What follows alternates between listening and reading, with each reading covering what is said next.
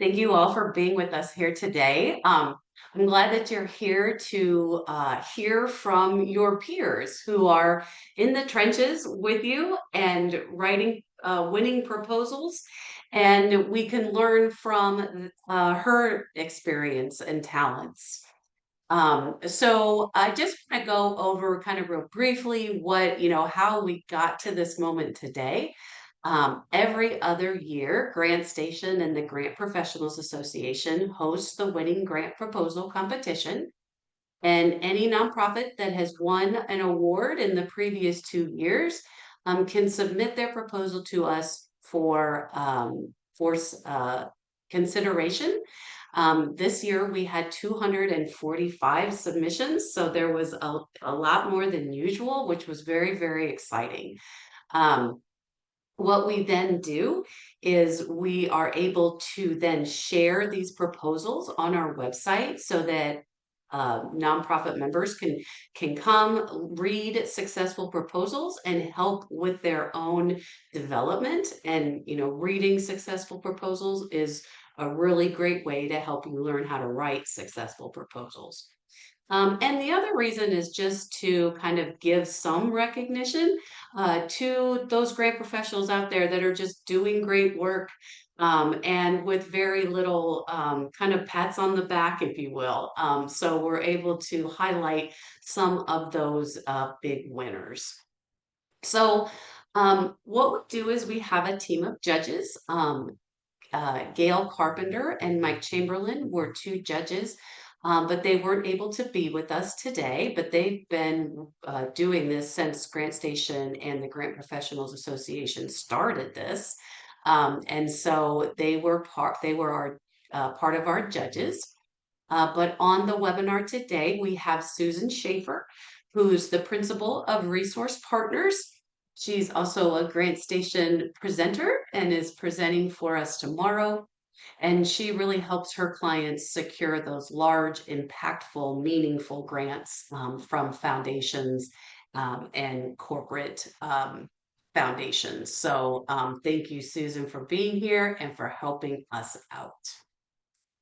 We also have Claire Snyder, and she's the Senior Program Officer for Learning and Impact at the Palatine Foundation of Huntington.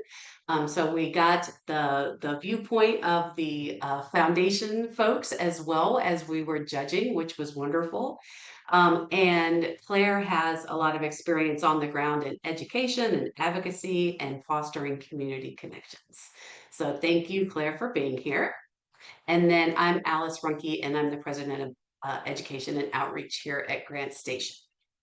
So what the five of us did was reviewed all of those 245 grants in different ways and came up with one grand prize winner, who I will tell you about that in a minute. And then we had 4 sector winners. So we had 2 government grants, and we scored those differently from private grants, just because they're kind of a different category of grants.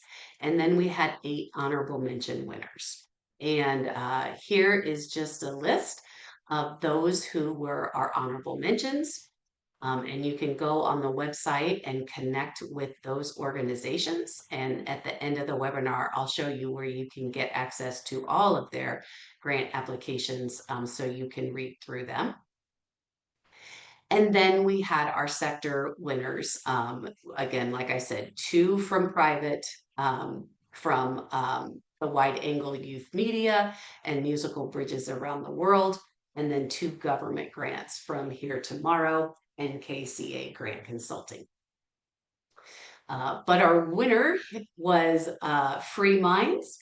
And we have on our webinar here today, Julia Mascioli. And she's the deputy director of Free Minds. I like the cheers already coming in.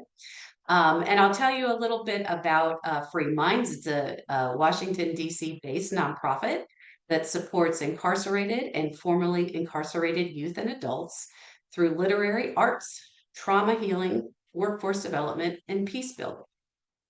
Julia, who's with us today, has been instrumental in Free Minds' organizational growth and she's served in a variety of positions from program manager to director of development and communications, all the way to her current role as deputy director.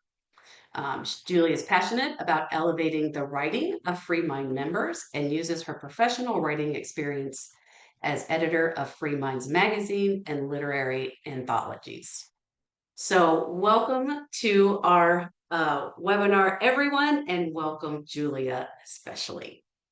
So I'm going to start us off. I'm going to stop share and start off our conversation and ask you about your first question. And that was, as I was reading your proposal, it gave me everything I needed factually, but it also really drew me in on a human level. And from the start, I wanted to support free minds, not just understand it. And so you really managed to convey that urgency in both your powerful data and then making it uh, understandable on a human level. So can you share with the audience how you walked that rope and made it so impactful? Sure, and thank you so much. Thank you for having me, and it's so exciting to see so many folks tuning in today. And, we certainly hope that we can always strike that balance. It's sometimes easier said than done, navigating the correct mix of data with personal storytelling. But like you said, we want to have that human connection. Everyone wants that. We know that the reviewers reading our grant proposals want that as well. So we always try to incorporate testimonials, anecdotes, or quotes as much as possible. In this proposal, we did have room for like a direct quote from one of our participants about his experience with the program.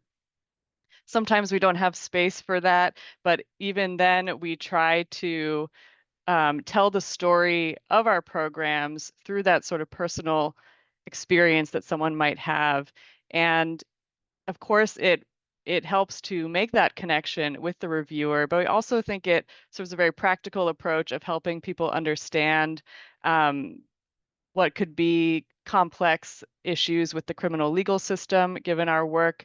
Um, Lots of people who might be reading our proposals are not necessarily familiar with that system. We're based in DC, which has an even more complex, I think, than typical system because we're not a state. So there's a strange intersection of local and federal um, government systems there.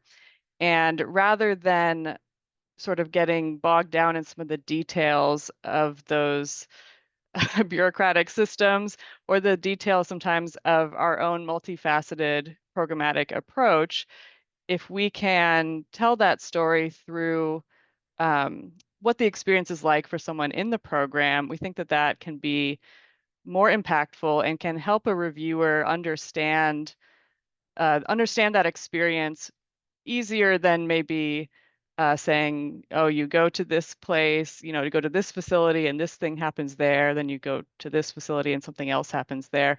But if we tell the story, even if it's not focused on a specific individual, but sort of an aggregate, saying, what the experience is like to be incarcerated in the DC jail or the federal prison system, um, focusing on it in that more humanistic way rather than focusing on the systems at play, that can help people just understand especially when you have a very short amount of space, as is often the case in a proposal. So focusing on that sort of personal storytelling, I think can be really, really efficient in that way. But of course, we do have to back it up with data, with quantitative information.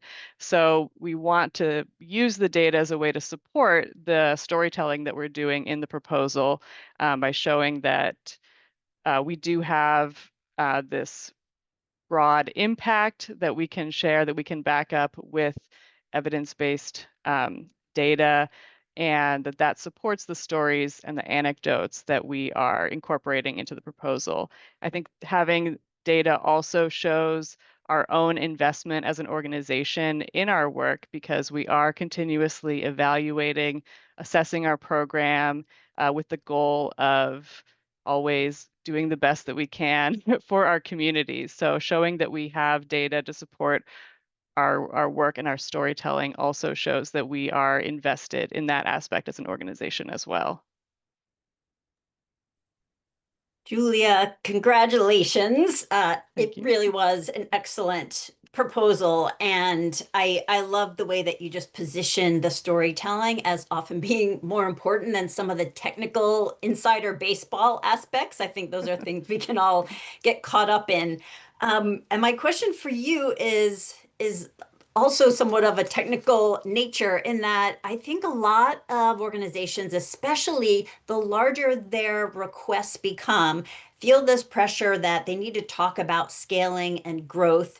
And I know that Free Minds has scaled quite a bit over the years from one book club in the DC jails to doing so much work at the national level, and even when your members come back to DC. So I'd love to hear your advice on Free Mind's path to its growth and what advice you have for nonprofits that are thinking about scaling up their own services. Sure, that's a great question. And we have grown a lot over the 20 some years that we've been operating, but that growth has, not been immediate. It's been organic over time, driven by the needs and interests of our members and our communities. For example, we started in 2002, originally just doing a single book club at the DC jail with youth who were incarcerated there. And within the first 5 years or so, some of our members were transferred to the prison system and then later were returning to the community. So we began doing work in the prison system and then in the community as well, doing reentry services as our members were having those experiences and coming to us um, with their own interests in continued programming in different activities that we wanted to do. So it was really always been driven by our members and our community. And I think that is a really, really important thing about our approach is always, always community driven. And we don't want to uh, chase dollars too, which I think is can be tempting sometimes. You might see an RFP, see an opportunity for something that you're not already doing and think, well, maybe we could do that. And sometimes that works out and it fits with our mission and our goals. But if it doesn't, we want to make sure that our growth is being driven by our members rather than something that we think may or may not pan out in terms of funding. And our growth really has been gradual. We focused on the same demographic for about 15 years before we began expanding to additional demographic groups and running additional book club programs at the DC jail and eventually doing more community engagement work as well. And we always want to focus on sustainability as well when we're taking on new projects, particularly in our position where we're working with people who are in the criminal legal system. Many people have felt abandoned by the system, and having a trusting relationship with our members is essential to our success.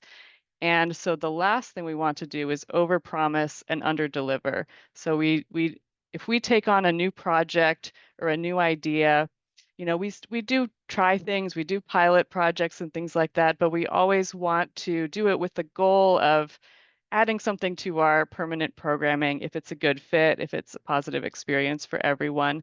And we want to be transparent with our members who may be participating in a pilot project as well about what that long-term commitment may or may not look like, because we don't want to start something and maybe it is something that we can do once, but we don't have the capacity to do it on an ongoing basis. We don't want to set that expectation that we're going to do something and then not be able to do it and have people feeling let down or disappointed. So that's really, really key to our approach whenever we're considering growth or scaling up is that transparency and those clear expectations with the folks who may be impacted by our work. And we always also want to make sure that any new project or idea is aligned with our mission, our vision, our values as an organization, and that we're the best organization to do it.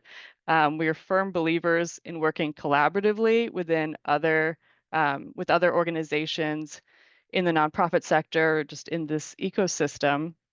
And sometimes there may be another organization that has more experience in a particular area or maybe better positioned to take something on if we have a new idea that fits in that way. In that case, we would always prefer to explore partnership possibilities before embarking on a new idea ourselves. You know, we say a lot, we don't want to reinvent the wheel. If someone else is already doing that or is well positioned to take something on, we'd rather work with them in that capacity than trying to recreate what somebody else is doing.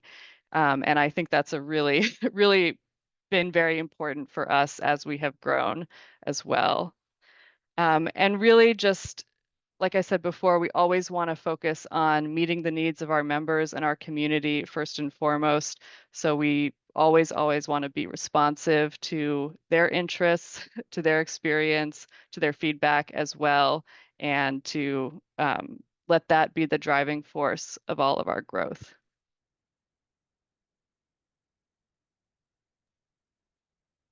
Julia, Thank you. what you have shared about your organization's commitment to transparency and also investing in some of the data and the storytelling to show the impact of your work was really evident in this proposal. One of the things that reviewers highlighted as we were reading it was that we could really see what came through really strongly was your track record of getting results. And so can you share a little bit more about that? What details did you include in the work plan to demonstrate that your team could realistically carry out the project and achieve its goals? Sort of like you said, not over promising and under delivering, but really giving a clear picture of what you've been able to do and how that's informing what you're going to be able to do moving forward. Sure. And in this case, this proposal, the funder had not requested like a separate formal work plan, but within the proposal itself had space to talk about the outcomes that we intended to achieve. And for each outcome, we also included the indicators that we would be tracking to determine our success in those areas. And we also included specific quantitative targets for each of those. For example, in one case, we stated that we would maintain a recidivism rate below 15%. So we gave that target rather than just stating that we would measure recidivism. And we based all these outcomes and indicators on our many years of experience and the actual outcomes that we have achieved in prior years. So we're able to show here's what we intend to achieve, and here's our track record in doing so. So the reviewer can see that our goals are in line with what we have been able to achieve in the past. And we also had the opportunity to emphasize just our own experience. We have been in operation for more than 20 years, so we have a long track record of doing this work. The proposal was not for a new project, but rather for continued growth and expansion of the work that we're already doing. So we have data, we have outcomes showing our proven track record of success in each of these areas. And we also were able to highlight our staff expertise. We have many staff who have lived experience within the criminal legal system, and we've received national recognition from other agencies that give awards and things like that to show that other entities have vetted our organization as well. So we're able to bring in these other perspectives and other elements to show the valuable experience and credibility that we have in this space also. Thank you. One of the things that I always teach when I'm teaching about grant writing is involving your participants in the design and development of your programs. And that really rang clear through your proposal. And you do it in a number of different ways, from the members themselves becoming staff members. So there's a wide range. Can you share with folks how you are engaging those that you serve and how you work with them and how they help in help you create your programs. Absolutely. Yes, it is hugely important to our work. And like I was sharing earlier, in terms of our growth over time, has always been driven by our members, by their ideas and their interests and their needs and experiences as well. We do have people who have been through our program who are working on our staff as part-time or full-time staff, also as teaching artists or in other contractor roles that support the organization as well. So we have these very formal ways that people are engaged in the program design and implementation. We also have an initiative we call Leadership and Learning, which is a program to build opportunities for our formerly incarcerated members who have returned to the community to practice leadership and build skills in a welcoming, supportive environment. So participants in this initiative are working with us as contractors within the organization in roles such as book club facilitators, directly facilitating our programs, as advocates in a community engagement work, as peer supporters who have gone through training and are providing essential social emotional support to other members of our program, and in other program support roles as well, based on their interests and the needs of the organization. So those are a few ways, very formal ways that we seek to do this. But we also try to embed this member voice and choice, as we say, throughout all of our programs. So even on a very sort of specific level, for example, in the book clubs that we run, our members choose which books they want to read. So people vote directly on what they're going to be reading and discussing. People will suggest topics for different educational workshops in our reentry program. People create content for our publications, which are a key part of our work as well. So there's a lot of ways that people are weighing in directly on program design. And we always say Free Minds is only as powerful as its members. There's no Free Minds book club without the members of the book club. So their agency is just absolutely essential to all aspects of our work. And it's also especially important when working within the criminal legal system, because it's a system that so severely limits people's opportunities to exercise their voices and choices. So we want to infuse that in every aspect of our work that we can.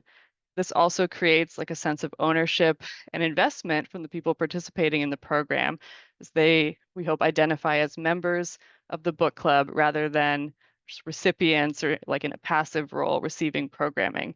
They're creating the program, they are guiding the program with their feedback, and people are coming to us with new ideas for different initiatives all the time. So this is really, really important to our work, and I would recommend this for any organization working in a position like this as well.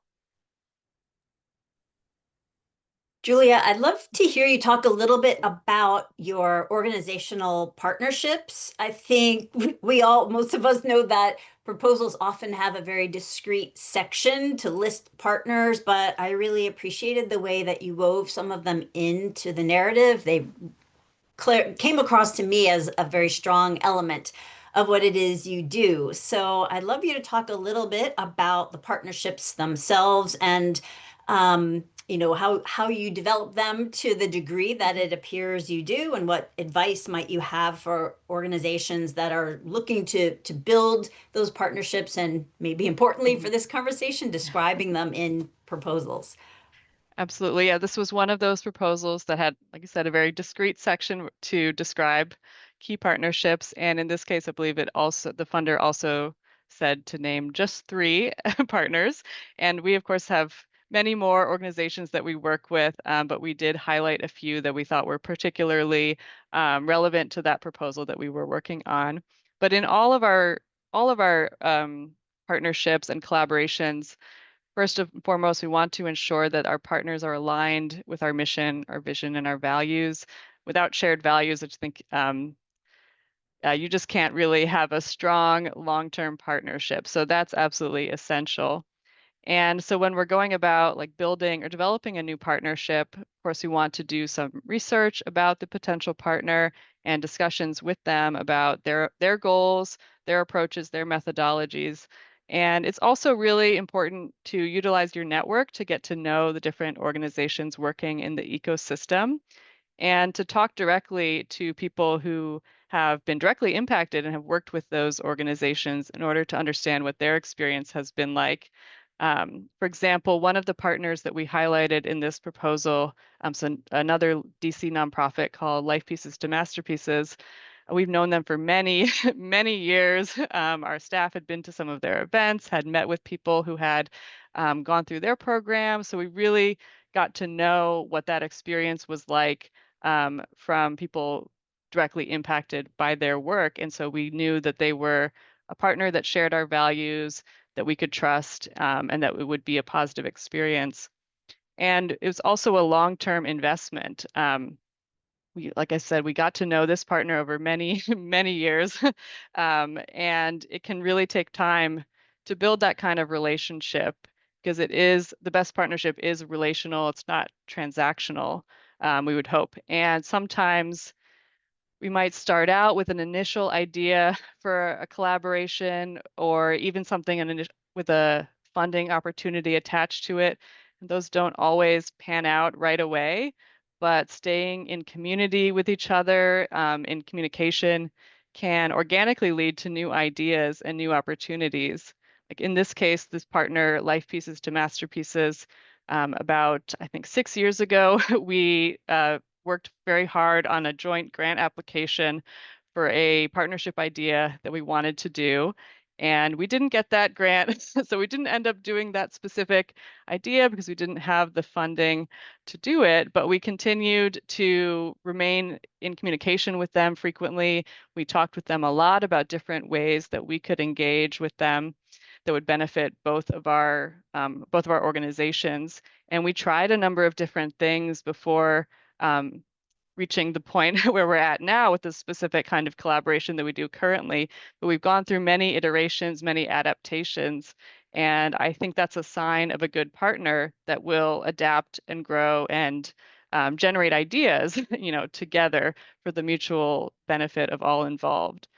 And even if it's not, so even if you don't have a specific space in the proposal to talk about those partnerships, when they are intrinsically linked to our program, we want to bring those in as well anytime we're describing the program and talking about how, how that leads to success in whatever goal we're talking about in that proposal.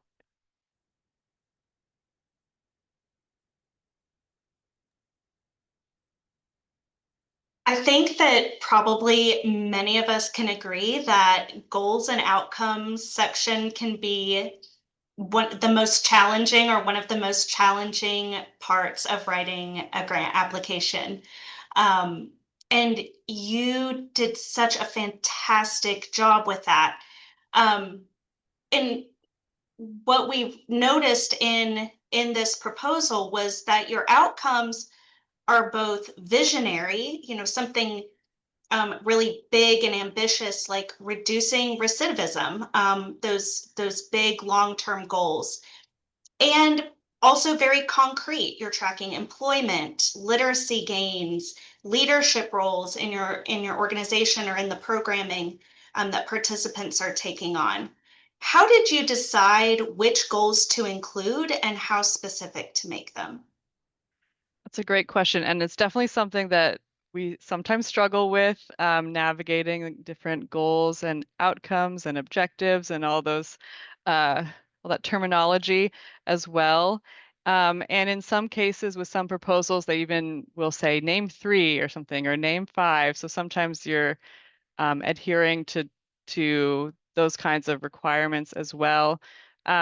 In this case, we wanted to include big picture goals, like you said, such as reducing recidivism. I think that's important to show the overall impact of our work and how it is aligned with our organizational mission and vision. And even if we were applying for a specific project, we would always want to tie that into the broader vision and the broader impact as well. But at the same time, we do need more concrete, kind of smaller scale outcomes as well, such as participation in leadership opportunities, to show the steps that we take as an organization to get to that bigger picture goal of reducing recidivism. You know, that doesn't just happen. All these things have to happen along the way. And so we want to have that balance in terms of the sort of smaller scale and larger scale outcomes. Like we even track things like how many people are reading the books in our book club. And part of that is showing the way the different aspects of our work are interconnected, because we want to show the reviewer how running a book club at the DC jail can lead to reducing recidivism. So I think that the outcomes that we choose can help to tell that story of how the different components of our work fit together into this broader vision. And if we didn't have those specifics as well, a reviewer might be left wondering, like, what data are we collecting and what is the day-to-day, what does that look like? How are we assessing our work in that kind of way? So ensuring that we have that data, even the smaller scale, like participation data and things like that, speaks to how we are evaluating and assessing our program and how we're continually working towards our larger vision of reducing recidivism, or different things that we might be talking about in different proposals. But any any proposal, I think we want to have that kind of ambitious vision and goal, as well as these very particular specific outcomes to show how we get there. I'm gonna build off that answer because you guys used a product called efforts to outcomes. And it's a product that I have heard of before, but I've never kind of seen it operating on the ground or how it's used within an organization. So can you tell participants how you use this product called efforts to outcomes and how it's helped you communicate the difference that you make in people's lives? Absolutely. Yeah. Efforts to Outcomes is a database as part of Social Solutions, which is now under the larger umbrella company of Bonterra. Some folks might be familiar with them. They have a lot of different products and tools, but Efforts to Outcomes is one of their database tools designed for direct service work for people who do things like case management or things like that. It's very, very helpful. They have a lot of different products and tools that can be customized to the distinct needs of each organization. For us, Efforts to Outcomes, or ETO, as we call it, allows us to keep track of our members' participation and outcomes throughout each of our programs, including a lot of data that I don't think we even included in this proposal because you only have so much space for things like that. But it allows us to be continually assessing our own work, to improve our direct service work as well, because it helps us keep track of all of this information about our work with our members in one place. And it also helps us run tailored reports to efficiently gather that data and analyze it and communicate it for grant reports and other purposes like that. And one example is an ongoing project that we've been working on is the development and implementation of new survey tools designed to measure coping self-efficacy, which is a person's belief in their own ability to overcome challenges or difficult situations. And as we are now collecting data from pre and post program surveys with the goal of showing change over time, ETO gives us the capacity to run reports analyzing that data and showing the changes from the first survey and a survey taken later. And without a database like that, it would just be too challenging to try to collect that data, to try to compare it if we were just looking at spreadsheets or things like that. It would just be so time consuming and challenging that we really wouldn't even be able to consider, I think, telling our story in that way. So investing in a database is so important and really helps us to gather that meaningful information to share with funders. And Efforts to Outcomes is something that can be customized in all sorts of different ways. So like we have worked with their team to build these tailored reports to make it easier for our staff who are not tech experts in that arena. I know myself, I could not build those kinds of reports, but once we have it set up, it's so easy to run that report and be able to get that information in a way that we can then convey to a funder or to anyone really that we want to share that information with. I want to remind everyone who is watching that your proposal, Julia, and I know you worked on it with the team as well, it scored the highest among over 250 applicants. So again, I just want to make sure everyone knows that there was a lot of competition, and my high level reaction to not only your proposal but the others that I thought scored very highly was that when I disregarded the questions and just read through the thing, it just kept me reading. It was engaging. And at least for now, while humans like Claire are still reading proposals, I feel like there's a lot to learn from that experience that makes you really engage in proposals. So especially for people who have to read them all day long at a certain time of year. So I'd love to hear you talk about, especially as someone who runs book clubs and presumably knows a lot about reading and words and writing, what kind of writing techniques do you and your colleagues think about when you are putting a proposal together? And what do you think perhaps made it stand out among all of this very good competition? Well, thank you for that. The first thing that comes to mind is also sort of the question, Alice, that you started us off with about bringing in those personal stories and balancing data with that personal touch. I think that is one of the things that we always try to do, bringing in personal stories or relatable details. For example, at one point in this proposal, we're describing the need for our work, as many proposals have sort of a need or problem statement.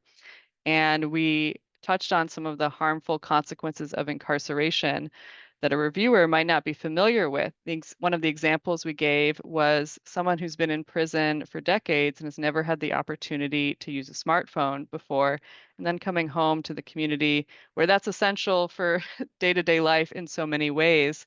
So even though we weren't talking about a specific person in that case, just our goal is that sharing the data, sharing the information in that way rather than through data can help the reviewer put themselves in that person's shoes and understand the need for support and think a little bit about what it might be like for them if they were away from technology for 20 years and then had to do job applications on their phone, for example.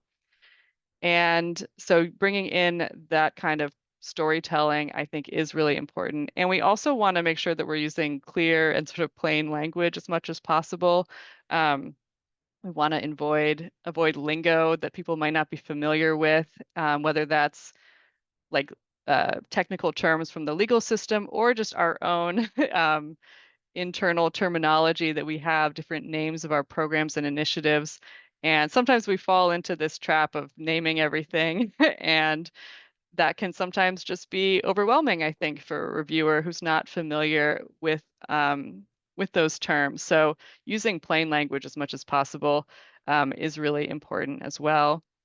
And another thing that we always try to do is to use strength-based messaging as much as possible. So even when you're writing like a need statement or a problem statement, the overall sense we want to convey is the incredible capacity for positive change. We want to focus on the positive as much as possible. And even in our needs statement, we are talking about systemic disinvestment or other inequities. We want to be clear that we're talking about these systemic issues rather than personal issues. So it's not that one person doesn't know how to use a phone, but that the system has deprived them of the opportunity to do so. And with the proper support and resources, think about what they'll be able to accomplish. So our members are not defined by the opportunities that they've been denied. They can define themselves through their own agency and leadership, which we want to highlight. And we want to highlight what they can accomplish with the appropriate support system. So even in the craft of writing the proposal, we try to use the active voice as much as possible to convey that our members have active roles in all of our work.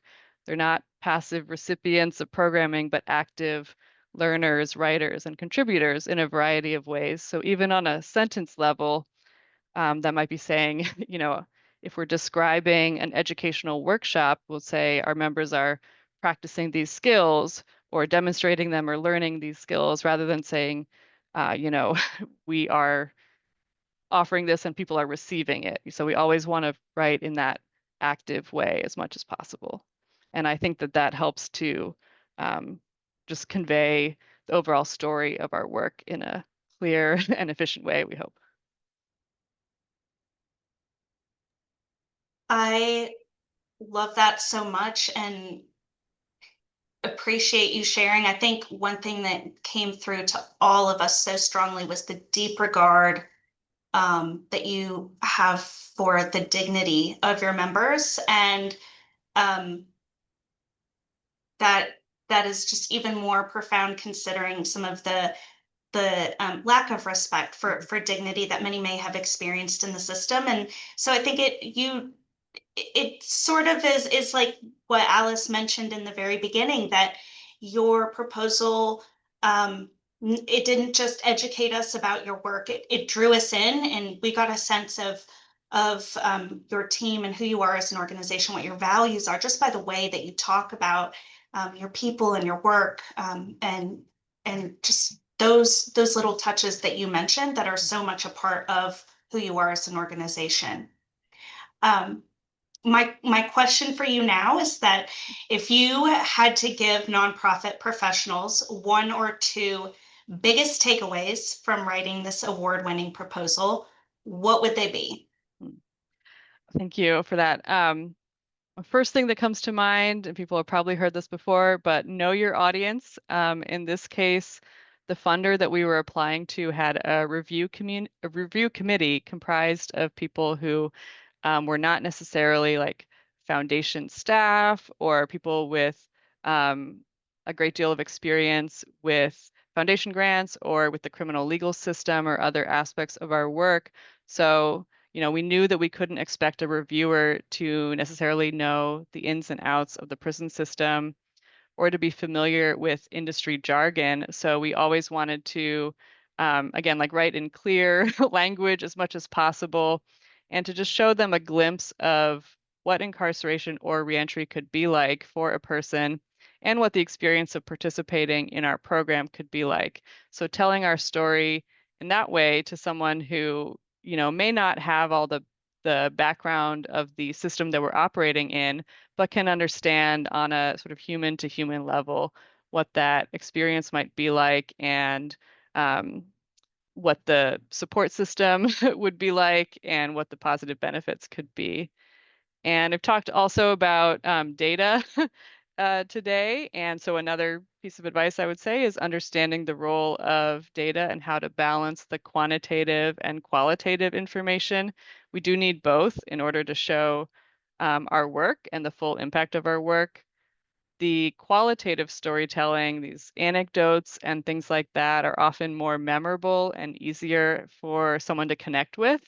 But we want to back it up with data as well to show the full range of our impact. So if we tell a story about someone experiencing reentry support and what that feels like for them, and then to back it up with data about our employment rate or our recidivism rate to show that impact as well. And like the one other thing I'll say is that our funder, any funder that we're applying to, is looking for ways to make an impact. So we're coming to them with a proposal that we hope will show them how we can accomplish our shared goals together. And we're not trying to change our programming to fit their view or their goals, but showing them how our program will meet their goals as well as ours. We're coming to them with the solution that they're looking for. So always trying to keep that in mind. If they're looking to have a particular impact, we're applying to this opportunity because we know that we can do that and we can accomplish that together. So always, I think, approaching it with that in mind as well. So that's what I'll that's what I'll leave you with today. It's so fun to listen to you really talk about how you do things. It's like seeing best practices in action. So thank you so much for sharing all of this with us. There's a lot of questions in the chat about kind of your proposal in its entirety, and I'm going to share with you all where you can find it and all those sorts of things in a minute. But one question that was in there that didn't that maybe others would like to know about is just kind of, do you have a process for writing grants that your organization undertakes? Yeah, it probably varies from grant to grant, and in some cases we're applying for a grant from a funder that we've worked with before, so we may just be sharing sort of key updates with them. And then sometimes we're applying for a new opportunity or a new project even. So that sometimes there are different processes, but um, a few things that I think are helpful is to, keep all of your proposals in an easy to find system so that, if you've written a great description of this particular aspect of your work in one place and you need it for something else, you don't have to recreate it. You can just find it in that previous place. We do typically, like, in the DC area, there's a common grant format that a lot of local funders use, though not all of them. But so each year, usually we've written uh, something in that format, and then it's very easy to reuse that for other funders that use the same or similar format with just slight updates or adjustments depending on if we have new information we want to share, or if there's something in particular that a different funder is interested in. And even with funders that don't use that common grant format in DC, there's a lot of common questions that we see from proposal to proposal. So there's some pretty standard information that we know we're going to be looking for. So just keeping that all in an easily organized system, whether that's just a Google folder or something more robust than that, whatever way works for you to be able to find that information later, I think is really helpful.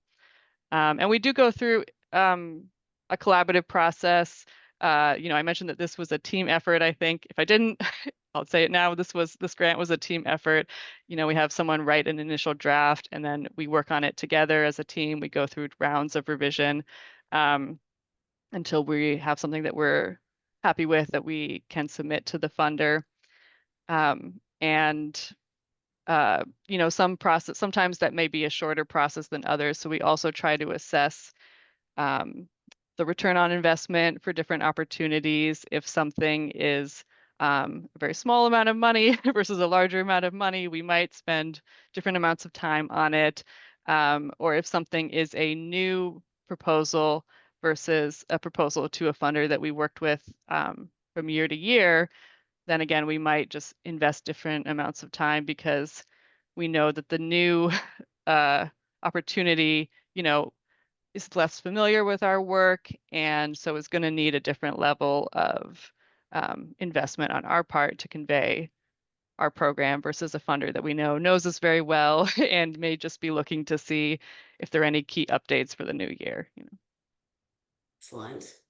Well, thank you so much, Julia, for sharing with participants. And now I want to show you all where you can get a copy of this great proposal that you've been hearing about. I just want to show you on our website where you can go. Just 1 second. So under our website, and this is if you're a member of GrantStation or not, you can go in and under our Write Proposals tab, you go to award-winning proposals.